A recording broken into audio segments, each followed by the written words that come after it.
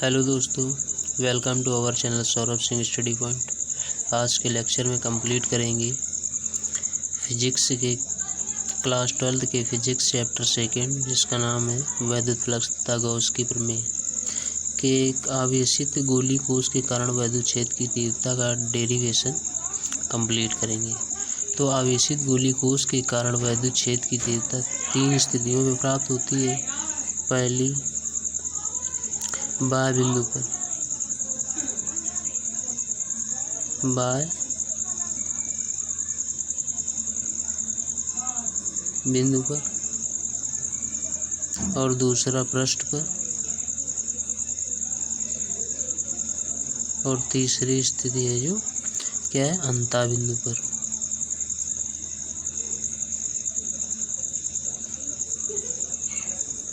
अंतः बिंदु। तो यहाँ से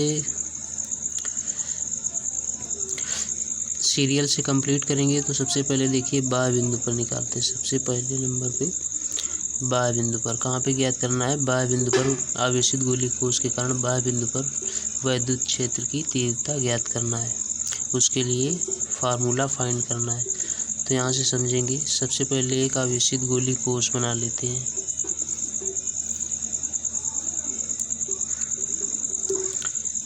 देखिए, मान लीजिए ये कोई एक पॉइंट है और यहाँ से एक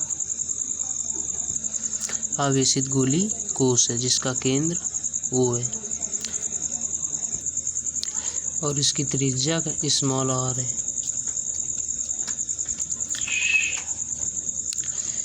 इस केंद्र O से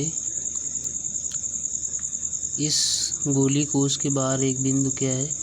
P है, जिसकी बीच की दूरी कैपिटल R है। और इस P बिंदु को नियत दूरी मानकर एक काल्पनिक गॉसियन पृष्ठ की रचना कर लेते हैं। तो यहाँ से कल्पना करते हैं एक गोलीय गॉसियन पृष्ठ की,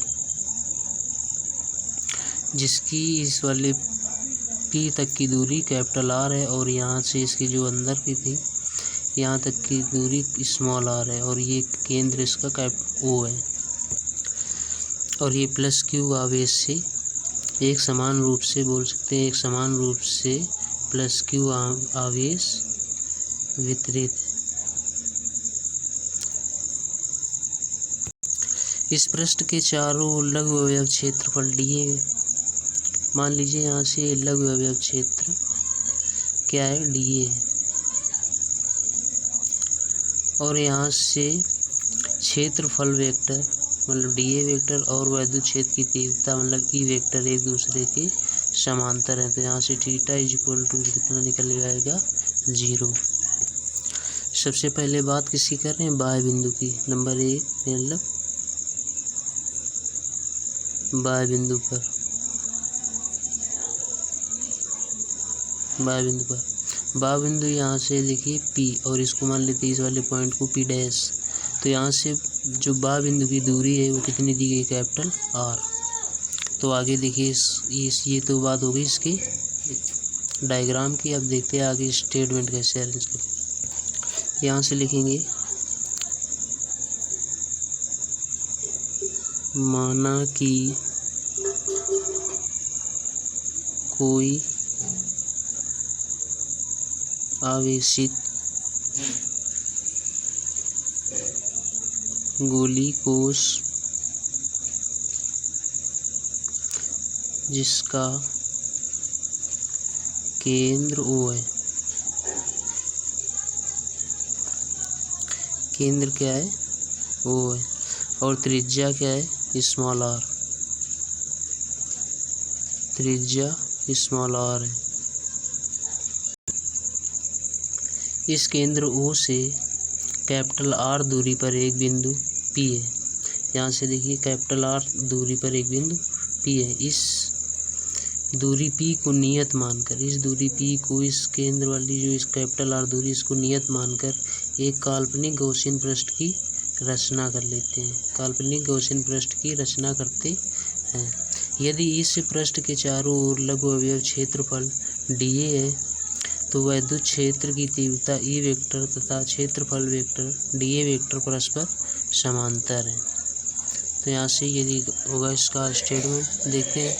तब इस पृष्ठ से गुजरने वाला वैद्युत फ्लक्स, तो यहाँ से डेरिवेशन स्टार्ट होता है, तो लिखेंगे तब इस पृष्ठ से गुजरने वाला वैद्युत flux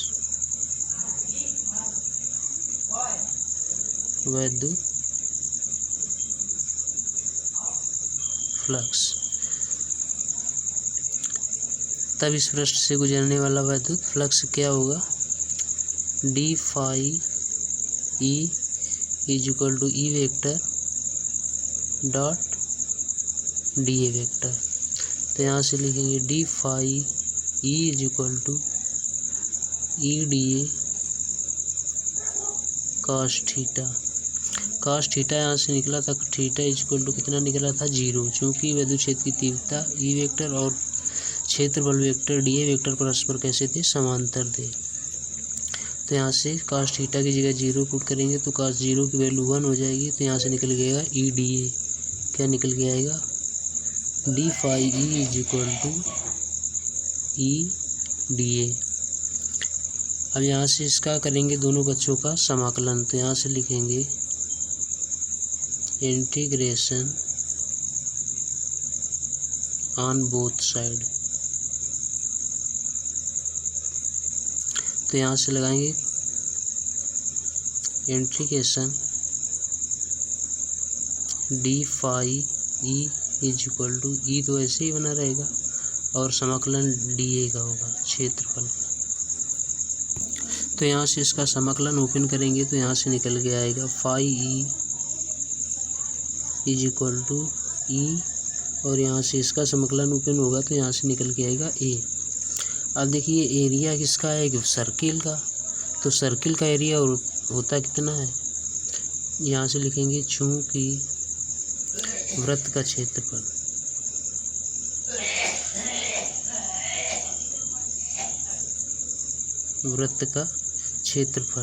A is equal to कितना होता है, 4 पाई आर स्क्वायर। कितना होता है, 4 पाई आर स्क्वायर। तो इस ए की जगह पर लिख देंगे 4 पाई आर स्क्वायर। तो यहाँ से निकल के आएगा phi E is equal to E into 4 pi are square. अब यहाँ से लगाएंगे गॉस की प्रमेय से, किसकी, गॉस की प्रमेय से। गॉस की प्रमेय क्या होती है, गॉस की प्रमेय होती है phi E is equal to Q upon epsilon naught. तो इस फाई ई की जगह पर इसकी वैल्यू पुट अप कर सकते हैं। इसकी वैल्यू कितनी है, E into 4 pi are square. तो यहाँ से लिखेंगे E into 4 pi are square is equal to Q upon epsilon naught. यहाँ से मुझे कुछ निकालना क्या है, ई की वैल्यू फाइंड करना है। तो यहाँ से ई को ऐसे ही रोकेंगे तो ई इज इक्वल टू यहाँ से निकल गएगा 1 upon 4 pi epsilon naught Q upon R square.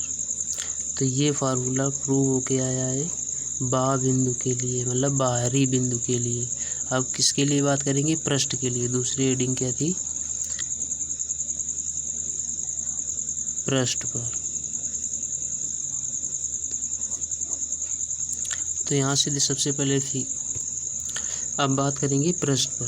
पहले बात की थी किसके, बाह्य बिंदु पर। तो बाह्य बिंदु पर मतलब ये था, इसकी दूरी थी क्या, कैपिटल आर। अब देखिए पृष्ठ पर, तो ये गॉसियन पृष्ठ तो ये था, मतलब जो गोलीय आवेश था, आवेशित गोली कोश, तो ये था। और इसकी तो हमने कल्पना की थी कि यहाँ पर एक बिंदु पी है और इसकी कल्पना कर ली थी कि इतना है। तो अब मुझे ज्ञात करना है पृष्ठ पर। तो पृष्ठ पर ये क्या है, इस यहाँ से पी डैश, तो यहाँ तक की दूरी कितनी है, स्मॉल आर। तो यहाँ से इसकी दूरी कितनी लेंगे, स्मॉल आर।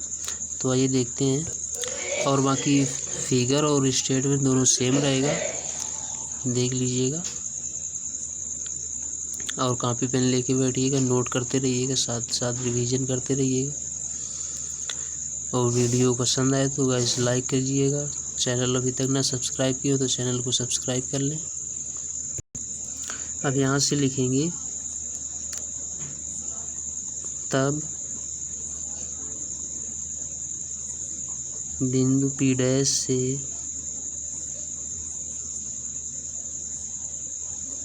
गुजरने वाला वैद्युत फ्लक्स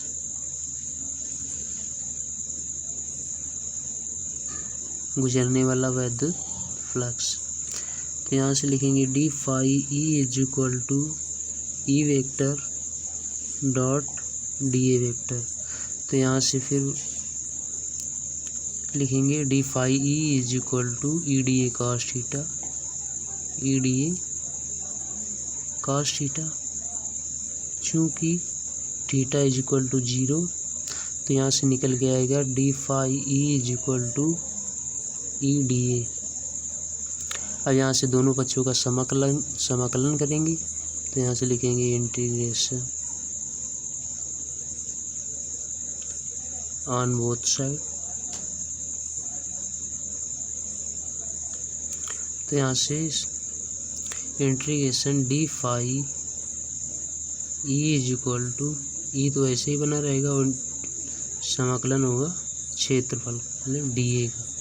तो यहाँ से जब इसका समाकलन ओपन करेंगे तो यहाँ से निकल के आएगा phi E is equal to E A. चूँकि एक सर्किल का क्षेत्रफल है तो यानी वृत्त का क्षेत्रफल कितना होता है, चूँकि A is equal to 4 pi are square. तो आर स्क्वायर देखिए यहाँ से पी डैश तक की दूरी कितनी थी, स्मॉल आर। तो यहाँ पर क्या लेंगे, स्मॉल आर का होल स्क्वायर। अब इसकी जगह पर लिख देंगे। तो यहाँ से निकल के आएगा phi E is equal to E into 4 pi are square. अब यहाँ से लिखेंगे गॉस की प्रमेय से, किसकी सहायता से, गॉस की प्रमेय की सहायता से।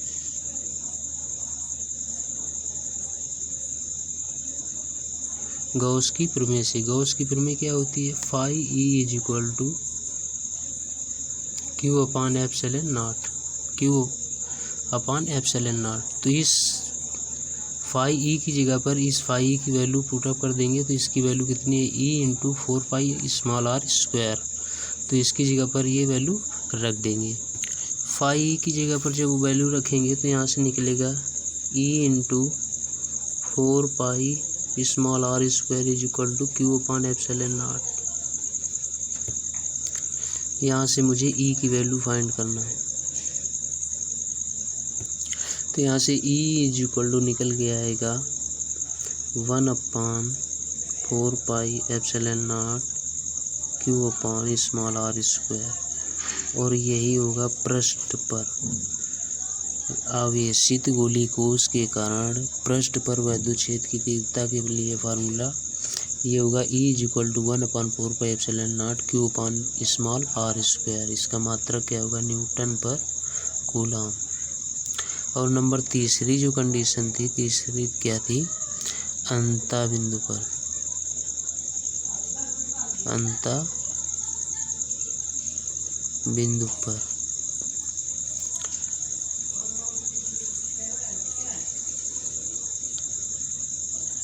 तो यहाँ से ये देखिए माना कोई गोली गॉसियन कोश है जिसका केंद्रीय O है। तो इस गोली गॉसियन कोश के भीतर में मतलब इसके अंदर में किसी भी दूरी पर, मान लीजिए यहाँ से यहाँ तक की दूरी पे, यहाँ से यहाँ तक की दूरी पे, किसी भी दूरी पे वैद्युत क्षेत्र की तीव्रता शून्य होगी। मतलब कि अंदर भी किसी भी दूरी पर मुझे वैद्युत क्षेत्र की तीव्रता ज्ञात करना हो तो क्या होगी, शून्य होगी। तो यहाँ से लिखेंगे नोट अंता बिंदु पर वैद्युत क्षेत्र की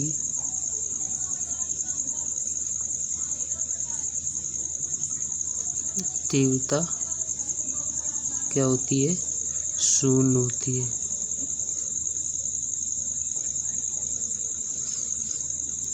तो आज के लिए गाइस,